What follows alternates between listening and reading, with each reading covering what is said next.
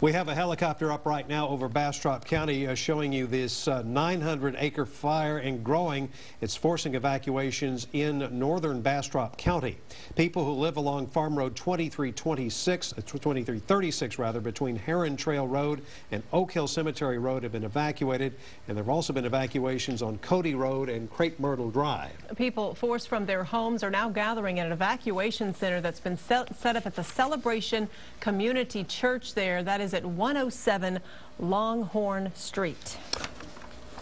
Take you back out there live, and the winds right now, Jim, you mentioned they are going from the southeast, correct? Yeah, this is the difference in the fire from 1 month ago today. And can you imagine how surreal this must be to folks over there in Bastrop County right now, seeing this scene play out again exactly a month later. The difference between what happened on September 4 and today is that, number one, the winds are blowing from the opposite direction. Remember that day the winds were real strong out of the north, gusting over 40 miles per hour. It's what spread it down all across Bastrop County. Today the winds are not gusting any more than 15 to 20 miles per hour, and they're blowing from southeast to northwest. And as we showed you on the mapping a few minutes ago, into a very wooded area, but also not a very heavily populated area there to the southwest of McDade. Of course, if you're in these, up to how many homes were threatened, they felt like? Several dozen. Several dozen at this point. That doesn't matter to you how many other homes are nearby.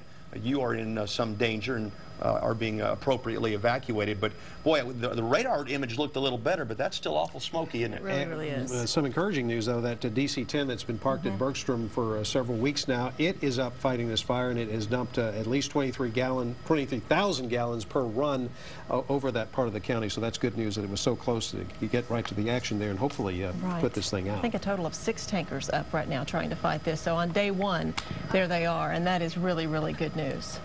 It is indeed. We'll go back to this picture through the course of the... one of the planes there at the bottom of the screen there. Oh, there it is. It's hard to see, but it just went by. Was that the DC-10 I couldn't tell. I could not tell. I could not tell.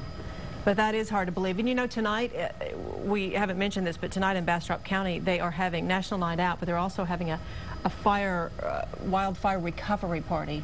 So how surreal is that on tonight, when this night they are marking 1 month since the fire and how the community is coming together and recovering from the last month's fires. Now they're dealing with this new one tonight.